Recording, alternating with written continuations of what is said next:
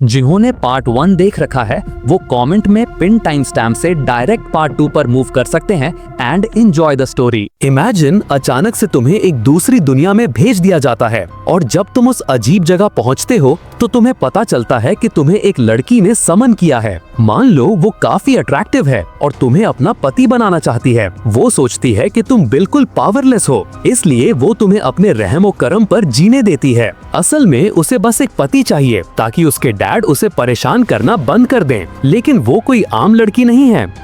Extremely well endowed होने के अलावा वो बहुत ज्यादा स्ट्रॉन्ग भी है। असल में वो इस दुनिया की सबसे रिस्पेक्टेड जनरल्स में से एक है। बट यहाँ आने से पहले तुमने अपनी पूरी जिंदगी दुनिया का सबसे बड़ा असैसिन बनने की ट्रेनिंग में लगा दी। हर कोई तुम्हारा नाम जानता था, तुम्हें जिंदा सबसे खतरनाक इंसान माना जाता था। लेकिन अचानक से एलीट स्पाइस तुम्हारा शिकार करने लगते हैं और फिर तुम्हें एक दूसरी दुनिया में भेज दिया जाता है। तो तुम क्या करोगे? क्या तुम उसे सच बताओगे कि तुम एक हाईली ट्रेंड किलर हो, या फिर पूरी जिंदगी वायलेंस, खून खराबा और सर्वाइवल के बाद तुम हार मानकर एम्प्रेस के रखेल की आसान जिंदगी एंजॉय करोगे? सच कहूँ तो मैं तो टेम्प्टेड हो जाऊंगा। शायद मैं इसके बारे में बार बार सोचूंगा। लेकिन हमारा हीरो क्या चुनेगा? इसी वक्त स्टोरी हमें दिखाती है कि उसे अभी भी वही असैसिन गिल्ड चेस कर रही है जिसका वो कभी हिस्सा था। चेस के दौरान अचानक एक ब्लास्ट होता है और फिर सीन कट होता है एम्प्रेस पर, जो एक समनिंग रिचुअल कर रही है। वो ऐलान करती है, मेरे अंदर मौजूद स्पिरिट के नाम पर मैं एक अलग टाइम और स्पेस से एक सर्वेंट को समन करती हूँ। अचानक उसके बेड पर कोई दिखाई देता है जिसका सर कपड़े से ढका हुआ है। वो फिगर कपड़ा हटाता है, आसपास देखता है और सोचता है, मुझे चेस गले वाले लोग कहाँ हैं? वो कंफ्यूज होकर इधर उधर देखता है, सिचुएशन को समझने की कोशिश करता है। लेकिन हम पहले से जानते हैं कि ये ट्रबल मेकर कौन है। ये और कोई नहीं, हमारा प्रोटैगनिस्ट है जिसे एम्प्रेस ने समन किया है, और इस एम्प्रेस का नाम है जी रॉयन। वो अपनी समनिंग से क्लियरली डिसअपॉइंटेड है क्योंकि जिस आदमी को उसने बुलाया है वो एक आम इंसान लग रहा था। वहीं दूसरी तरफ हमारा शेमलेस लड़का पहले ही ब्लश कर रहा था और सोच रहा था, गॉर्जियस, वो एंजेलिक चेहरा, वो फ्लॉलेस स्किन, वो एक जंगली बेकाबू समंदर की तरह है,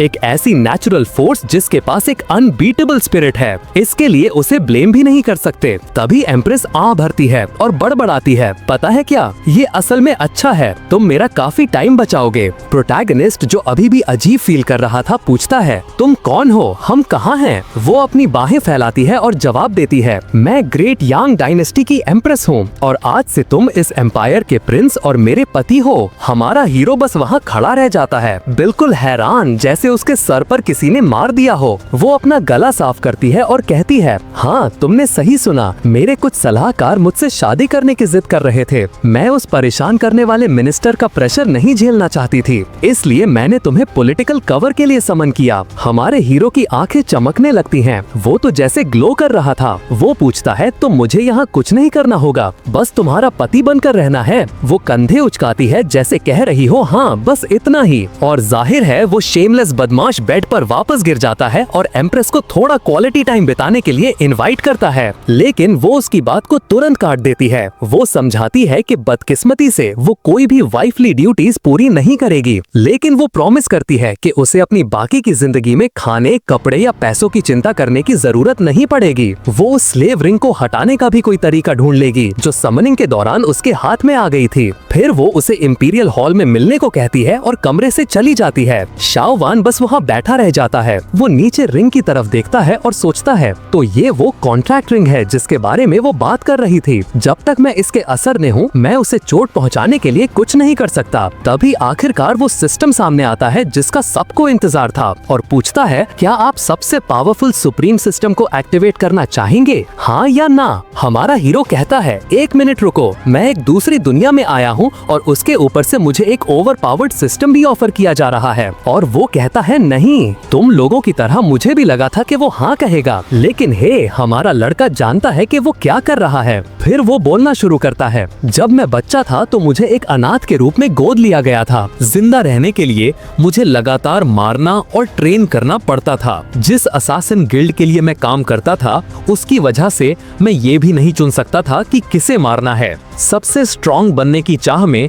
मैं उस रास्ते पर पहले ही चल चुका हूँ। बस बहुत हुआ, जो मुझे अब चाहिए वो यही है। बिना किसी जिम्मेदारी के एक लाड़ प्यार वाले प्रिंस बनने से बेहतर क्या हो सकता है। वो संतुष्ट होकर बैठ जाता है, लेकिन तभी सिस्टम कहता है क्योंकि तुमने मना कर दिया है, अब हम तुम्हारी मेमोरी मिटा देंगे और दूसरे कैंडिडेट के पास चले जाएंगे। शियोवन बस उसे घूरता रहता है और तभी सिस्टम ग्लिच करने लगता है। कनेक्शन फेल, डिस्कनेक्ट करने की कोशिश फेल, यूजर के साथ जबरदस्ती बॉन्ड करने की कोशिश fail, host ultra dimensional plane earth से है, पैरासाइट मोड में एंटर कर रहा है फेल। सिस्टम बुरी तरह से बग आउट कर रहा था। वो हर तरीका आजमा रहा था लेकिन कुछ काम नहीं कर रहा था। 9,999 फेल्ड अटेम्प्ट्स के बाद वो हार मान लेता है और मिन्नतें करता है, क्या मैं कम से कम आपका असिस्टेंट बन सकता हूँ प्लीज। हमारा हीरो बस वहाँ खड़ा खुद से सोचता है, तो अब ये चीज मेरा सिस्टम नहीं होगी, ये मेरा गुलाम होगा। हाँ,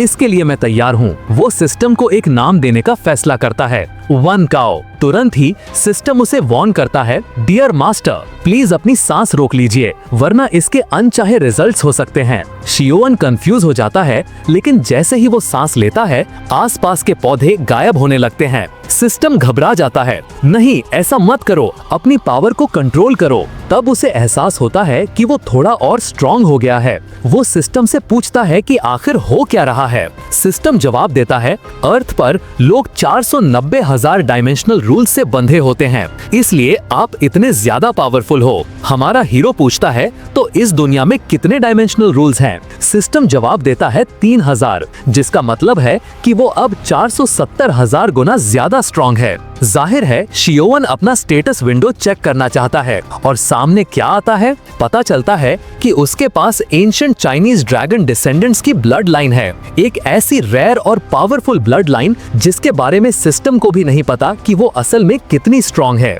हमारा हीरो अपनी थोड़ी पावर ट्राई आउट करने का फैसला करता है, इसलिए वो मार्शल आर्ट्स ट्रेनिंग हॉल की तरफ जाता है। उसे तलवारों का एक रैक दिखता है और वो आराम से एक उठा लेता है। मैं इसे टेस्ट करूंगा, वो कहता है, लेकिन इससे पहले कि वो अपना सेंटेंस पूरा करे तलवार उसके हाथ में टूट जाती है। वो बड़बड़ाता है, ये एम्प्रेस अपने हथियारों का अच्छे से ख्याल नहीं रखती। तभी सिस्टम बीच में बोलता है, इस दुनिया में वेपन्स 1 से 9 तक रैंक किए जाते हैं। वो रैंक 6 की तलवार थी, तो वो काफी डिसेंट वेपन थी। वो इस बार ज्यादा ध्यान से सिर्फ अपनी उंगली से दूसरी तलवार पकड़ता है, उसे देखता है और कहता है, ये वाली अच्छी लग रही है। लेकिन जैसे ही वो उसे छूता है, हाँ, वो फिर से टूट जाती है। हमारा हीरो फ्रस्ट्रेट हो जाता है और उसे साइड में फेंक देता है। ठीक है, मैसेज मिल गया, कम से कम मैं काफी स्ट्रॉन्ग तो हूँ, फर्क नहीं पड़ता अगर हथियार बेकार हैं। वैसे भी इस बार मेरा किसी को मारने का प्लान नहीं है। वो हॉल से बाहर चला जाता है।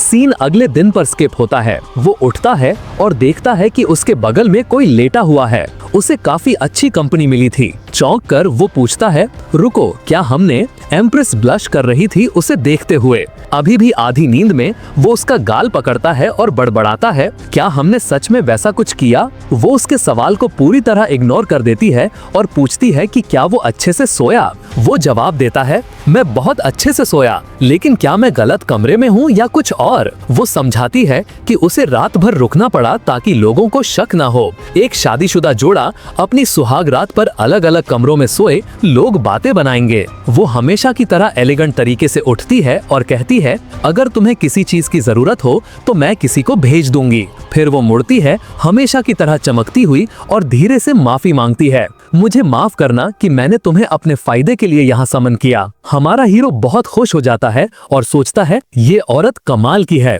वो ना सिर्फ मजेस्टिक है बल्कि मेरा ख्याल भी रखती है।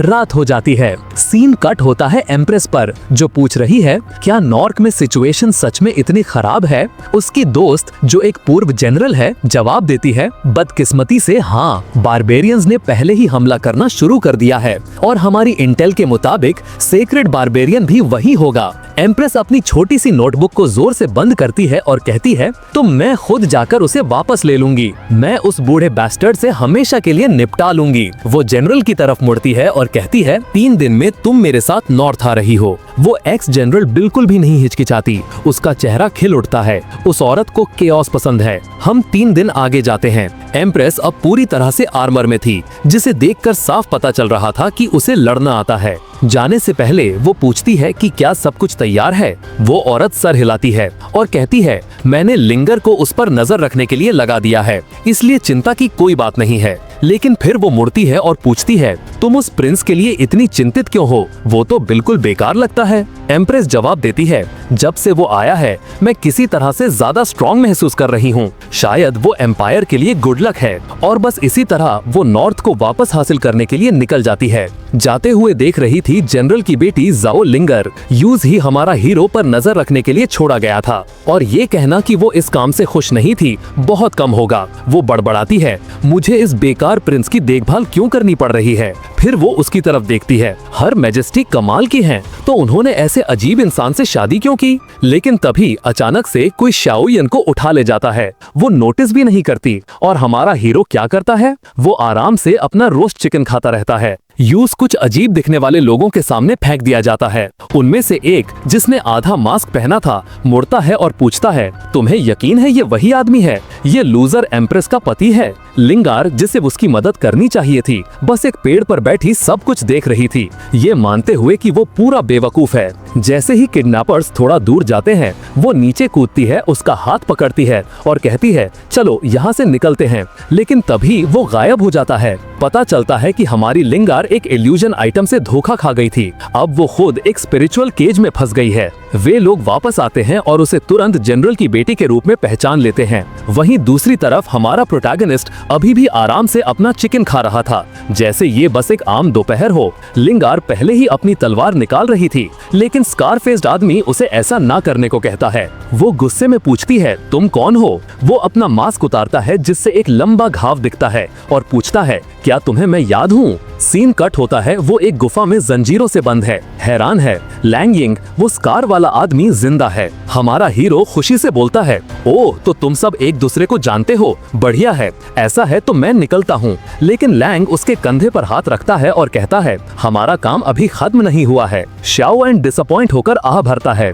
ठीक है फिर लगता है मुझे इंतजार करना पड़ेगा। स्कारफेस मन ही मन सोचता है कम से कम एम्प्रेस के पति में हिम्मत तो है। फिर वो शाओएन को एक शीशी देता है और कहता है तुम्हें इसे एम्प्रेस के पानी में मिलाना है। शाओएन उसे लेता है और आराम से जवाब देता है ठीक है कोई दिक्कत नहीं। लैंग उसे शक की नजर से देखता है, ये सब कुछ ज्यादा ही आसानी से हो रहा है। वो वॉर्न करता है कि ये एक नॉन वर्बल प्रॉमिस आइटम है, अगर तुम इसे पीते हो और डील तोड़ते हो तो तुम मर जाओगे। इससे पहले कि वो अपनी बात पूरी करे शाओएन उसे पूरा पी जाता है। फिर उसकी तरफ मुड़कर कहता है ठीक है अब मैं जा सकता हूँ, मुझे काम है, अगर मैंने ज्यादा देर की तो वो इंपीरियल गार्ड्स मुझे ढूंढने लगेंगे। लैंग खाली बोतल को देखता रह जाता है बिल्कुल हैरान, मैं इस जैसे आदमी का क्या करूं? वो सोचता है हमारा हीरो ऐसे बैठा था जैसे कह रहा हो जो तुमने कहा मैंने सब किया, अब मुझे जाने दो यार। लिंगार उस पर चिल्लाती है बेशरम गद्दार, एम्प्रेस ने तुम जैसे किसी को कैसे चुन लिया? लैंग उसे डांटता है तुम बेवकूफ हो,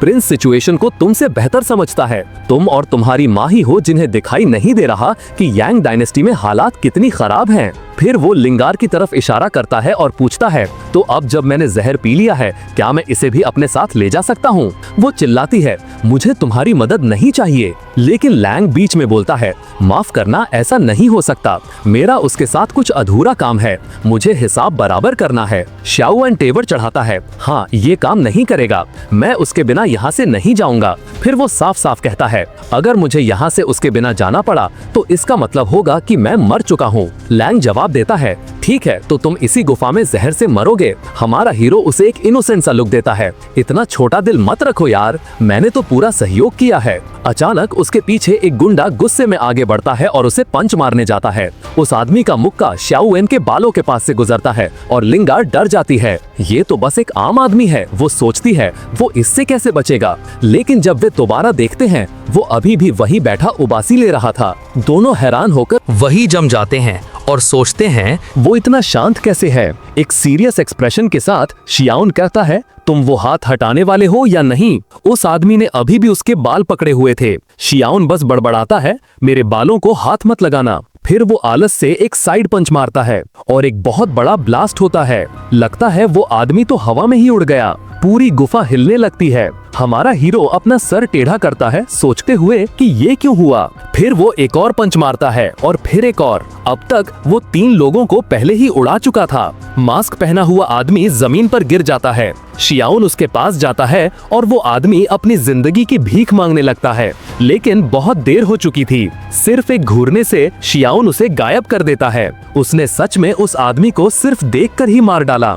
फिर वो लिंगर की तरफ मुड़ता है। वो कांप रही थी। प्रिंस प्लीज मुझे जिंदा छोड़ दो, मुझे नहीं पता था कि आप ऐसे हो। शियाउन बस जंजीरों को अपने हाथ में पकड़ता है और नेक्स्ट मोमेंट वो आजाद हो जाती है। वो बिल्कुल हैरान थी, आखिर उसने सेक्रेट चेन फॉर्मेशंस को टहनियों की तरह कैसे तोड़ दिया। वो उसकी तरफ देखता है और कहता है, पागल लड़की, तुम्हें क्यों लगा कि मैं तुम्हें चोट पहुंचाऊंगा? बस यहाँ बैठो और हिलना मत, मैं सबूत साफ करने जा रहा हूँ। और फिर वो हल्क की तरह आसमान में कूद जाता है। दूर कहीं 2 पहाड़ उठते हुए दिखते हैं। लिंगार्ड मुस्कुराते हुए और हैरानी में बड़बड़ाती है, ये क्या हो रहा है? क्या वह सपना देख रही हूँ? क्या वो एक पहाड़ है जो इधर उधर कूद रहा है? रुको, एक पहाड़ इस तरफ क्यों आ रहा है? और वो रहा हमारा चैड हीरो पूरा का पूरा पहाड़ उठाए हुए।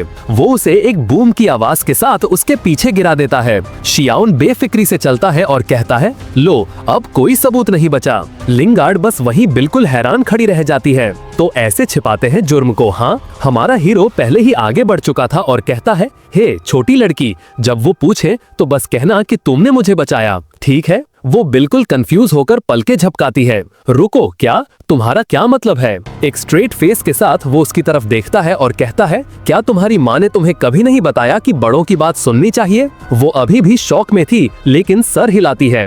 समझ गई, मैं किसी को नहीं बताऊंगी। हमेशा की तरह प्राउड फील करते हुए वो मुस्कुराता है और कहता है, ये हुई ना बात, गुड गर्ल, अब चलो। वो उसे बाजू से पकड़कर उठाता है और साइड में देखता है। उसकी दोस्त पास में ही ढूंढ रही थी। एक गार्ड उन्हें देख लेता है और कहता है, प्रिंस, जनरल शियाओ, आप दोनों यहाँ क्या कर रहे हैं? हमारा हीरो बस उबासी ले रहा था। लिंगर तुरंत बीच में बोलती है, मैंने चोर का काम तमाम कर दिया है, चिंता की कोई बात नहीं है। शियाउन कहता है, फॉल्स अलार्म था दोस्तों, चलो वापस चलते हैं और कुछ बीबीक्यू खाते हैं। जनरल लियू यान उसे वार्न करती है, प्रिंस, इन पहाड़ों में बैंडिट्स हैं, यहाँ रुकना सेफ नहीं है। वो कंधा उचकाता है और कहता है, अगर तुम्हारा मतलब उन डाकुओं से है तो वो सब मर चुके हैं। इस छोटी लड़की ने उनका काम तमाम कर दिया, सब कमजोर थे। एक सोल्जर अपनी दोस्त से फुसफुसाती है, ओ माय गॉड, ये प्रिंस कितना बड़ा बेवकूफ है, ये ग्रेट जनरल को छोटी लड़की बुला रहा है। लेकिन शियाउन और लिंगर पहले ही आगे बढ़ चुके थे। ब्लॉन्डी लिंगार्ड पीछे मुड़ती है और दूसरे गार्ड्स को आगे बढ़ने के लिए कहती है।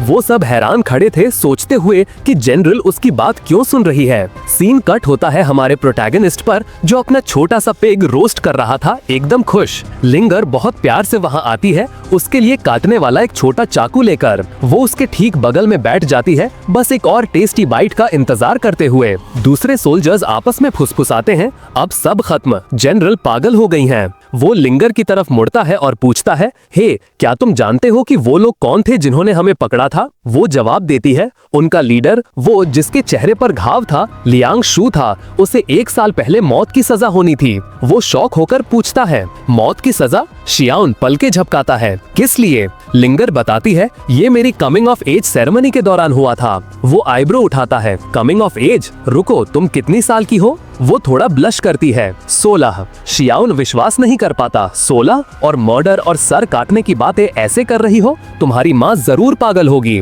वो घबराकर हंसती है और सर हिलाती है। फिर वो उसे वार्न करती है, अब जब तुम एम्प्रेस के साथ हो तो तुम्हारा भी हंट किया जाएगा। एक घुड़सवार गार्ड कहता है, प्रिंस, अगर आप पैलेस में रहेंगे तो ज्यादा सेफ रहेंगे, वहाँ आप ज्यादा प्रोटेक्टेड रहेंगे। वो तुरंत मान जाता है, तुम सही हो, मैं पैलेस में ही आराम करूंगा, शांति से खाऊंगा और पीऊंगा। गार्ड्स चुपचाप सोचते हैं, क्या ये सच में मरने से इतना डरता है? शियाउन पहले से ही आगे भाग रहा था, चिल्लाते हुए, चलो पैलेस देखते हैं। उसके पीछे पीछे गॉसिप शुरू हो जाती है। कुछ लड़कियां फुसफुसा रही थी कि लिंगर प्रिंस से कुछ ज्यादा ही चिपक रही है, कहीं वो उसे पसंद तो नहीं करती। जब वो पहाड़ी रास्ते पर चल रहे थे, शियाओन उसकी तरफ मुड़ता है और कहता है, हे, मैंने दूसरी लड़कियों को ब्लड क्लाउड नाम की किसी चीज के बारे में बात करते हुए सुना। वो क्या है? लिंगर गुस्से में बोलती है, ये कमबख्त गार्ड्स अपना मुंह बंद नहीं रख सकते। वो समझाती है, ब्लड क्लाउड एक ऐसी फोर्स है जो हमारे एम्पायर पर हमला करती रहती है, इसीलिए सबको प्रोटेक्शन टैक्स देने के लिए मजबूर किया जाता है।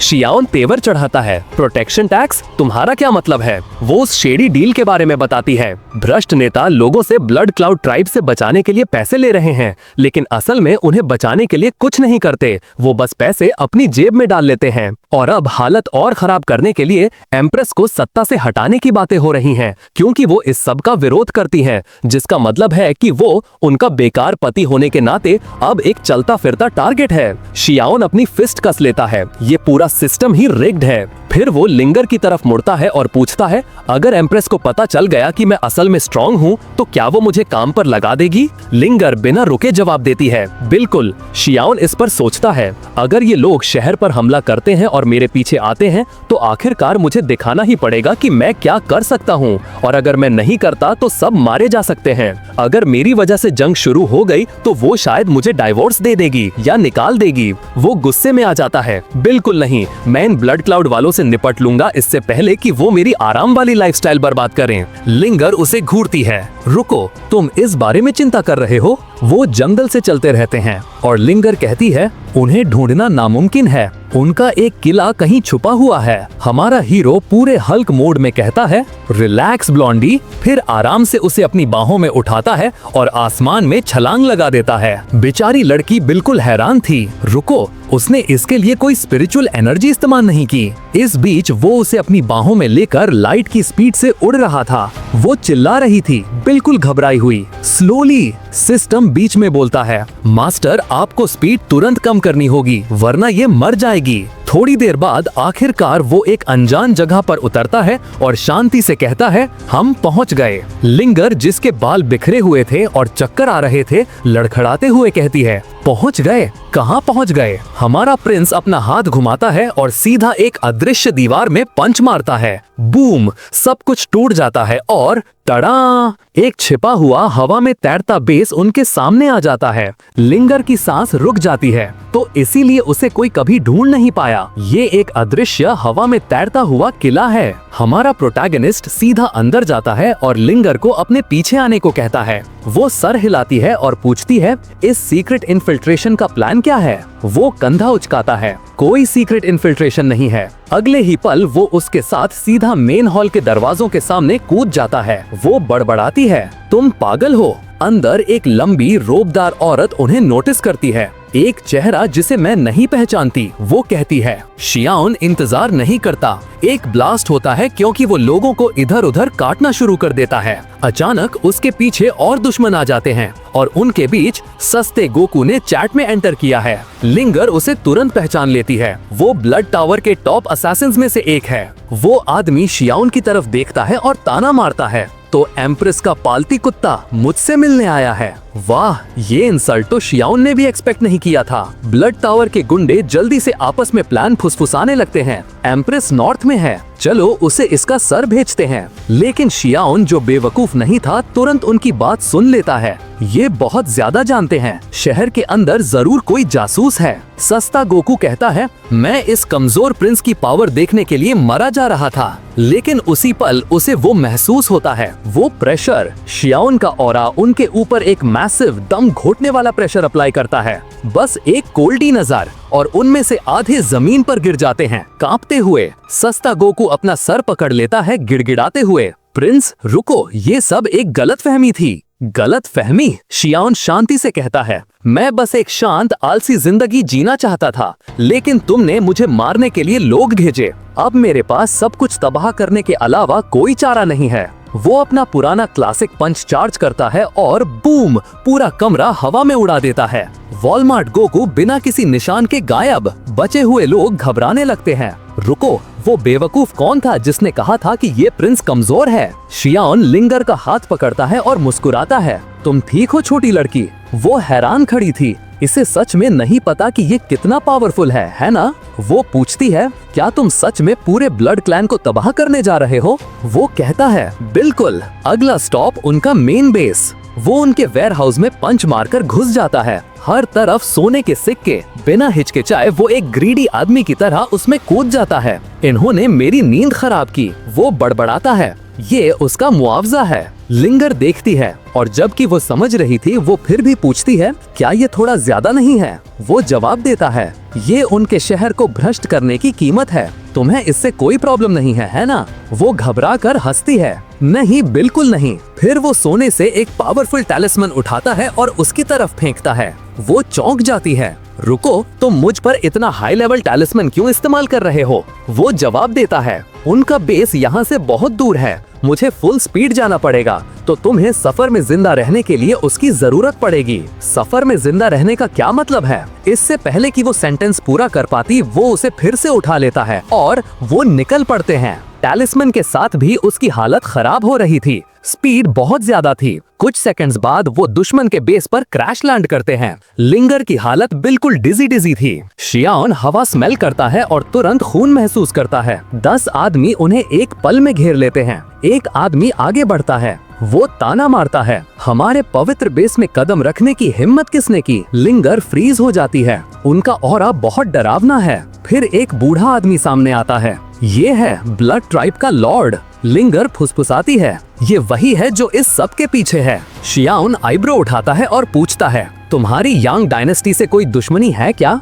वो आदमी हंसता है और बोलता है, हाँ है, पर तुम तो बस एक बेकार प्रिंस हो। वो कहता है, मुझे फर्क नहीं पड़ता। वैसे भी मैं मानता हूँ कि हमारे डिफेंस एरे को तोड़ने का मतलब है कि तुम्हारे पास कुछ पावरफुल है, शायद कोई रेयर आर्टिफैक्ट। फिर बिना रुके वो चिल्लाता है, मार डालो इसे। तभी एक आदमी अपना हाथ उठाता है और कहता है, मैं इससे खुद निपट लूंगा। लिंगर हमारे प्रोटैगनिस्ट की तरफ चिंता से मुड़ती है, संभल के, वो स्कल स्प्लिटर हुआन गैंग है। शियाओन देखता है और बोलता है, ये नाम तो फेक लगता है। वो पहले ही सोच रहा था कि उसे सबको खत्म करना होगा। अगर कोई बच निकला तो खबर फैल जाएगी कि वो बहुत पावरफुल है। आदमी आगे बढ़ता है, वो हमारे हीरो के आमने सामने आता है और बोलता है, मैंने एक्सपेक्ट नहीं किया था कि प्रिंस में कोई ताकत होगी। वो कहता है, लेकिन कोई फर्क नहीं पड़ता। फिर वो ब्लड ट्राइब लीडर की तरफ मुड़ता है और पूछता है, अगर मैं अपनी पूरी ताकत से लड़ा तो क्या तुम बाद में हीलर को बुलाओ है?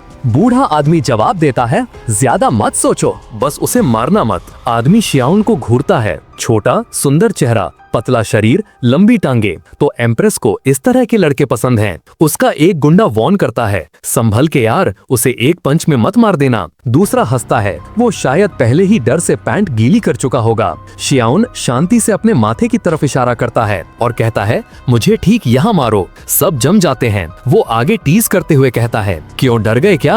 इससे आदमी गुस्से में आ जाता है। वो शियाओ के चेहरे पर सीधा एक पंच मारता है। सबकी आंखें फैल जाती हैं, लेकिन जाहिर है हमारा हीरो डिसअपॉइंट नहीं करता। वो पंच को एक उंगली से रोक लेता है। शियाओन मुस्कुराता है, क्या हुआ भाई, आज खाना नहीं खाया क्या? चलो थोड़ी ताकत लगाओ। आदमी एक और पंच मारता है, फिर से एक उंगली से रोक लिया। शियाओ बस अपनी उंगली उसकी तरफ हिलाता है। नोप, अभी भी काफी नहीं है। आदमी मुक्के बरसाता रहता है, उसके हाथों से खून बहने लगता है। फिर शियाओन अपने ऑरा मैनिफेस्ट करता है। नेक्स्ट मोमेंट आदमी का शरीर दीवार से जा टकराता है। उसका हाथ बिल्कुल कुचल गया था। शियाओन कमेंट करता है, दोस्तों मैं तुम्हारी टेक्निक की दाद देता हूँ, तुमने पंच मार मार कर खुद को ही लगभग मार डाला। बैकग्राउंड में कोई रो रहा था। डैम इट, इंटेलिजेंस डिवीजन, किसने कहा था ये आदमी कमजोर है? हमारे प्रिंस को भी उसके लिए बुरा लगता है। बेचारा सच में रो रहा था कि वो कितनी बुरी तरह से पीटा गया। लेकिन शियाओन अचानक नोटिस करता है, दूसरे टावर्स के लोग भी यहाँ हैं और वो किसी को बचने नहीं देगा। वो सब पर पंच बरसाता है।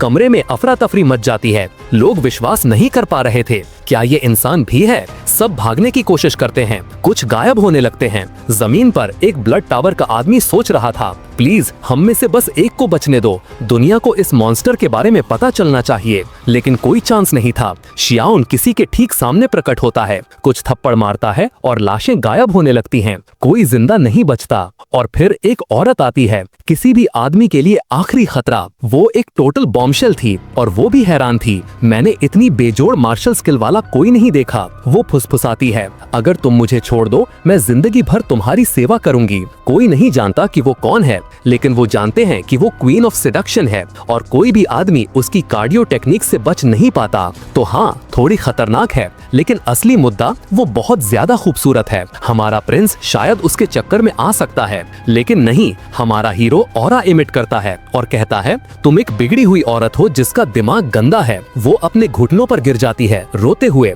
आप क्या चाहते हैं कि मैं करूं माय लॉर्ड? शियाओन जवाब देता है, मुझे तुम्हारी भीख मांगने से कोई दिक्कत नहीं है, लेकिन अगर एम्प्रेस को पता चल गया कि मैं तुम जैसी किसी के पास भी था, वो मुझे डाइवोर्स दे देगी और मैं अपनी आरामदायक जिंदगी खो दूंगा। और इससे पहले कि वो एक और शब्द कह पाती, वो उसके सीने पर एक पंच मारता है। वो सिर्फ अपने नेचुरल एयरबैग सिस्टम की वजह से बच पाती है। लिंगर की तरफ मुड़ते हुए वो गर्व से कहता है, देखा, मैं एक लॉयल आदमी हूँ। अगर कोई पूछे तो उन्हें जरूर बताना। लिंगर, जो बिल्कुल बेपरवाह थी, पूछती है, तुम किस बारे में बात कर रहे हो? वो अपनी बाहें बांधता है और कहता है, तुम अभी बहुत छोटी हो ये समझने के लिए, बस भूल जाओ। लिंगर फिर से उसकी तारीफ करने लगती है। वो इतना स्ट्रॉन्ग और मेंटली अनशेकेबल है, यहाँ तक कि वो भी उसे सिड्यूस नहीं कर पाई। फिर शियाओन कहता है, सिर्फ एक बचा है। इसी बीच कहीं छिपा हुआ ब्लड ट्राइब का लीडर सिकुड़ कर बैठा सोच रहा था, किसने कहा था ये आदमी कमजोर है? ये बंदा नॉर्मल रियल्म से नहीं है। मुझे तो ये भी नहीं पता कि इसका लेवल क्या है। वो मान लेता है कि शियाओन ने किले तक पहुंचने के लिए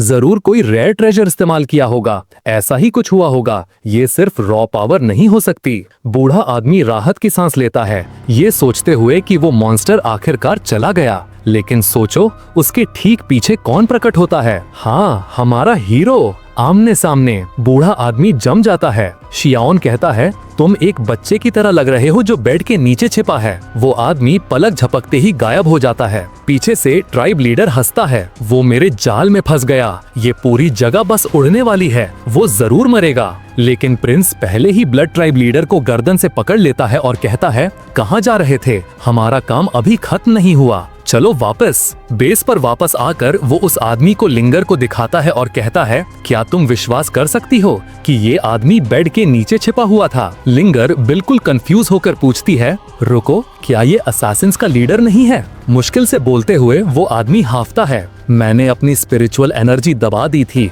सांस धीमी कर ली थी, यहाँ तक कि अपनी दिल की धड़कन भी कंट्रोल कर ली थी। तुमने मुझे कैसे ढूंढ लिया? शियाओन कंधे उचकाता है, आसान था, मैं बस तुम्हारी रगों में बहते खून को सुन रहा था। दोनों जम जाते हैं। तुम वो सुन सकते हो? उसकी आवाज आती है? हो ही नहीं सकता। शियाओन कहता है, बस बहुत हुआ, मैंने तुम्हारे सवाल का जवाब दे दिया, अब तुम्हारी बारी। तुम एम्प्रेस की डायनेस्टी को टारगेट क्यों कर रहे हो? लीडर के पसीने छूट जाते हैं। अगर तुम मुझे छोड़ने का वादा करो तो मैं बताऊंगा। आधे सेकंड बाद वो आदमी पहले ही जीती जागती दुनिया से डिस्कनेक्ट हो चुका था। लिंगर बस घूरती रह जाती है। डैम, इसने बिल्कुल भी नहीं हिचकिचाया। बेचारा आदमी, क्या मैं अब घर जा सकती हूँ? अगले सीन में असैसिन का बेस अब एक झील के नीचे था। शियाओन ने ये कैसे किया किसे पता, लेकिन चलो इस पर सवाल नहीं उठाते। ये बंदा तो बेसिकली एनिमे का चक नॉरिस है। वो लिंगार्ड की तरफ मुड़ता है, चलो डिनर का टाइम हो गया है। वो मुस्कुरा रही थी, बिल्कुल क्यूरियस होकर, ये इतना स्ट्रॉन्ग कैसे है? लेकिन शियाओन उसकी बात काट देता है, बहुत हो गई क्यूरियोसिटी ब्लॉन्डी। वो घबराकर सर हिलाती है, फिर वो उसके सर पर थपथपाता है और कहता है, बच्चों को बस बड़ों की बात सुननी चाहिए, बस इतना ही। लिंगर मुंह बनाती है, मैं बच्ची नहीं हूँ। शियाओन मुस्कुराता है, ठीक है, तुम अब एक बड़ी औरत हो। कूल, अब चलो, मुझे भूख लगी है। जब वो चल रहे थे, वो उस लड़ाई के बारे में सोचती रहती है, उस आदमी के खून का बहना सुन पाना। तभी रॉयल गार्ड्स उन्हें ढूंढ लेते हैं। शियाओन नाटक करते हुए अपना सीना पकड़ लेता है और कहता है, शुक्र है तुमने वो टोकन ढूंढने में मेरी मदद की, अगर मैं उसे खो देता तो एम्प्रेस बहुत दुखी हो जाती। लिंगर उसे टेढ़ी नजर से देखती है, ये इतनी आसानी से झूठ कैसे बोल लेता है? एक बार भी पलक नहीं झपकाई। इस दौरान हमारे हीरो को सिर्फ एक चीज की चिंता थी, डिनर। एक नाइट वहाँ ना होने और लिंगर को इस बेवकूफ प्रिंस के साथ छोड़ने के लिए माफी मांगती है, लेकिन लिंगार्ड थोड़ा शर्माते हुए उसका बचाव करती है। प्रिंस के बारे में ऐसा मत कहो, उसे जैसा है वैसा रहने दो। नाइट शक से अपनी आंखें सिकोड़ती है। लिंगार्ड इस आदमी को इतना डिफेंड क्यों कर रही है? वो वॉर्न करती है, संभल के रहना, ये ब्लड ट्राइब के बदमाश लापरवाह हैं। मुझे फर्क नहीं पड़ता अगर प्रिंस को कुछ हो जाए, लेकिन मैं नहीं चाहती कि तुम्हारा अंजाम मेरे पति जैसा हो। लिंगर धीरे से जवाब देती है, तुम्हारा पति एक हीरो था। अगर उसने अकेले ब्लड ट्राइब का सामना ना किया होता तो वो शायद बच जाता। नाइट की आंखों में आंसू आ जाते हैं। कोई बात नहीं, ब्लड ट्राइब जल्द ही गायब हो जाएगी। शियान साइड में खड़ा सोच रहा था, हाँ मैंने आज कुछ अच्छा किया है ना। उम्मीद है उस आदमी की आत्मा को शांति मिले। गार्ड सब उसे अजीब नजरों से देख रहे थे। इस प्रिंस को क्या हुआ है? पागल है क्या? अगली सुबह लिंगर घर से जल्दी में निकल रही थी। उसके डैड पुकारते हैं, इतनी जल्दी क्यों है? मैं पैलेस जा रही हूँ अपनी ड्यूटी पूरी करने, वो चिल्लाकर जवाब देती है। उसके डैड उसके कपड़ों को नोटिस करते हैं। ये तुमने क्या पहना है? ब्लश करते हुए वो समझाती है, मैं प्रिंस का ख्याल रखने पैलेस जा रही हूँ, एम्प्रेस ने मुझे कहा था। उसके डैड गुस्से में आ जाते हैं, पैलेस में गार्ड्स हैं, तुम्हें उस आलसी आदमी की देखभाल करने की जरूरत नहीं है जो सिर्फ मौज मस्ती के बारे में सोचता है। लिंगार्ड गुस्से में जवाब देती है, आप प्रिंस से कभी मिले भी नहीं हैं, उसे जज करना बंद कीजिए। इससे पहले कि वो कुछ रिएक्ट कर पाते, वो पहले ही दरवाजे से बाहर थी। वो हैरान खड़े रह जाते हैं। कल सुबह वो उस पर नजर रखने के काम से नफरत करती थी और अब वो जल्दी उठी और उससे मिलने के लिए तैयार भी हुई। कुछ तो गड़बड़ है। सीन कट होता है पैलेस पर और हमारे हीरो को देखो, कोर्टयार्ड में लेडीज से घिरा आराम कर रहा है। वो उसे स्नैक्स खिला रही हैं जबकि वो अपने सिस्टम पर एनिमे देख रहा है। सच में बहुत मुश्किल जिंदगी है। पास खड़ी नाइट्स गुस्से से जल रही थी। एम्प्रेस नॉर्थ में जंग लड़ रही है और ये आदमी ऐसे जी रहा है जैसे रिटायर्ड हो। वो बस वहाँ लेटा सोच रहा था, रिटायर्ड लाइफ ही सबसे अच्छी लाइफ है। लेकिन फिर लिंगर को देखते ही वो जम जाता है। मेजर जनरल, वो आज ऐसे कपड़े पहन कर आई है। सब हैरान थे, किसी ने भी जनरल को ऐसे कपड़ों में पहले नहीं देखा था। हमारा हीरो ऊपर देखता है, ओ हे, तुम यहाँ क्या कर रही हो छोटी मिस? अजीब तरह से वो जवाब देती है, एम्प्रेस ने मुझे आपका ख्याल रखने को कहा था, मैं बस अपना काम कर रही हूँ। वो उसे हाथ से इशारा करता है, चली जाओ, तुम मेरा वाइब खराब कर रही हो, मुझे प्रोटेक्शन नहीं चाहिए। वो घबराया हुआ था कि कहीं वो गलती से ये ना बता दे कि वो असल में पावरफुल है और अगर ऐसा हुआ तो उसे काम करना पड़ेगा। नाइट्स वहाँ खड़ी सोच रही थी, ये प्रिंस अब मेजर के साथ भी फ्लर्ट कर रहा है, ये पागल हो गया है। लेकिन वो आगे बढ़ती है और कहती है, मैं नहीं जा रही, मैं यहीं आपके साथ रहूंगी। ये एम्प्रेस का सीधा ऑर्डर है, मैं इसे नहीं तोड़ूंगी। उसके पीछे एक गार्ड घबरा रही थी, ओ नहीं, किसी ने इसका दिमाग खराब कर दिया है, मुझे इसके बारे में जनरल को रिपोर्ट करना होगा। मेरा मतलब है, ये प्रिंस थोड़ा क्यूट तो है, पर यहाँ हो क्या रहा है? पहले उसने एम्प्रेस को जीता और अब मेजर को भी। इसी बीच हमारा हीरो बिल्कुल बेपरवाह आराम कर रहा था। थोड़ी देर बाद एक नाइट दौड़ती हुई आती है। हमने अभी आसमान से एक आइलैंड गिरते हुए देखा। स्केप्टिकल योद्धा, जिसे हमारे प्रोटैगनिस्ट पर विश्वास नहीं था, सोचने लगती है, क्या वो ब्लड ट्राइब का बेस हो सकता है? क्या इसीलिए उसे कोई कभी ढूंढ नहीं पाया? लिंगर पास आकर पूछती है, क्या हो रहा है? वो औरत जवाब देती है, मेजर जनरल, लगता है ब्लड ट्राइब का एक बेस तबाह हो गया है। वो बस कहती है, ओह ठीक है, और सब लड़कियां एक दूसरे को ऐसे देखती हैं जैसे, रुको, क्या बस यही रिएक्शन है तुम्हारा? मेजर, तुम्हें शॉक नहीं लगा? अपनी गलती समझकर लिंगर झूठ मूठ का नाटक करती है, ओ माय गुडनेस, हो ही नहीं सकता, बेस गिर गया, ऐसा कौन कर सकता है? वहीं हमारा प्रिंस तरबूज काटते हुए सोच रहा था, ये कितना बुरा झूठ बोलती है, कोई इस पर विश्वास नहीं करेगा। एक नाइट कंफ्यूज होकर देखती है, मतलब ये खुशखबरी है, लेकिन मुझे अभी भी समझ नहीं आया। लिंगर उससे पूछती है, तुम खुश क्यों नहीं हो? क्या ये तुम्हारे पति का बदला नहीं है? नाइट आह भरती है, मैं बस चिंतित हूँ। माना कि उनका एक बेस तबाह हो गया, लेकिन वो हमारे इलाके में गिरा है। क्या होगा अगर उनके मेन बेस का लीडर यहाँ आ गया? क्या होगा अगर किंग ऑफ असैसिन्स आ गया? शियान और लिंगर कोने में हंस रहे थे। अब नाइट पूरी तरह से कंफ्यूज थी। ये लोग हंस क्यों रहे हैं? ये सीरियस बात है। वो चिल्लाती है, मेजर आप हंस क्यों रही हैं? ये डायनेस्टी के लिए जीने मरने का सवाल है। क्या आप अब सिर्फ प्रिंस के बारे में सोच रही हैं? लिंगार्ड चौंक जाती है, क्या तुम क्या कह रही हो? वो समझाने ही वाली थी कि श्यान अचानक उसके सर के पीछे हल्के से मारता है। मैंने वहाँ से सब कुछ सुना। तुम तब मुस्कुरा रही थी जब हम एक नेशनल क्राइसिस का सामना कर रहे हैं। तुम्हें इसे सीरियसली लेना शुरू करना होगा। शर्मिंदा होकर लिंगार्ड बड़बड़ाती है कि वो लगभग उसका राज खोल ही देती। नाइट जमी हुई खड़ी थी, हैरान कि उसने अभी लिंगार्ड को प्रिंस से पिटते हुए देखा। शॉन उसके कंधे पर हाथ रखता है और कहता है,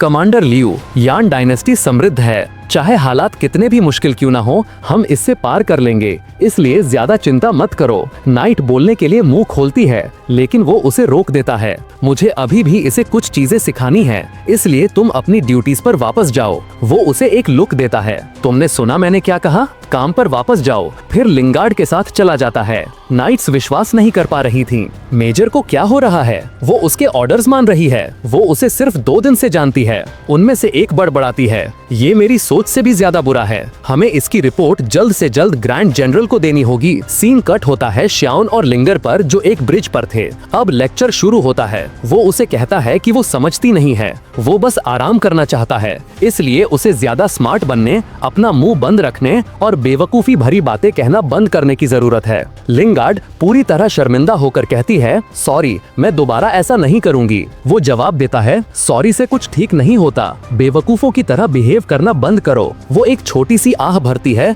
फिर अपने घुटनों पर बैठ जाती है। प्लीज मुझे अपना शिष्य बना लीजिए, मैं एक दिन आपके जैसी स्ट्रॉन्ग बनना चाहती हूँ। लेकिन शाउन उसकी तरफ पीठ कर लेता है, पहले ही हाथ उठाकर जैसे अलविदा कह रहा हो। मुझे खुद नहीं पता कि मैं इतना स्ट्रॉन्ग कैसे बना। वो हाँफ जाती है। आपका क्या मतलब है? आप क्रेजी पावरफुल हैं, आपको ट्रेनिंग करना कैसे नहीं पता हो सकता? वो उसके सामने कूदती है। मैं एक अडल्ट हूँ, प्लीज मुझे सिखाओ, मैं बच्ची नहीं हूँ। लेकिन वो शांति से कहता है, मैं झूठ नहीं बोल रहा, मैं तुम्हें कुछ नहीं सिखा सकता, और चला जाता है। सिस्टम पिंग करता है। वो अपनी एक लड़की को उसे खाना खिलाने के लिए बुलाता है। आधे महीने बाद हमारा हीरो पहाड़ों में आराम कर रहा था, अपने लिए एक छोटा सा पिग रोस्ट कर रहा था और जिंदगी एंजॉय कर रहा था। तभी एक जवान योद्धा रिपोर्ट करने के लिए दौड़ता हुआ आता है। ये कंफर्म हो गया है कि ब्लड ट्राइब का मेन बेस उस रहस्यमयी आदमी ने तबाह कर दिया था। स्कल स्प्लिटर, सिडक्शन क्वीन, यहाँ तक कि ग्रैंड चीफ, उन सब की लाशें मिल गई हैं। जनरल अपने जबड़े भींच लेती है। मैंने पूरा महीना स्ट्रेस में गुजारा, ये सोचते हुए कि वो किसी भी पल हम पर हमला कर देंगे, लेकिन वो पहले ही जा चुके हैं। थोड़ी देर बाद वो अपने पति का सोल क्रिस्टल पकड़े हुए दिखती है और रो पड़ती है। वो रोते हुए भी मुस्कुरा रही थी। आखिरकार किसी ने उसका बदला ले लिया। लिंगार्ड हमारे प्रोटैगनिस्ट की तरफ मुड़ती है और उसे फिर से शुक्रिया कहती है। वो कंधे उचकाता है, ये मैं नहीं था, शायद कोई और था। अगर तुम शुक्रिया कहना चाहती हो तो जाकर मेरे लिए ये मीट काट दो। मुंह बनाकर वो छोटा चाकू पकड़ती है और एक अच्छे असिस्टेंट की तरह उसे काटने लगती है। लेकिन हमारा हीरो बस दूर खड़ी जनरल पर एक नजर डालता है, उसे रोते हुए देखता है। Scene cut. कहीं बीच में एक पोर्टल खुलता है। 2 अजीब से आदमी बाहर निकलते हैं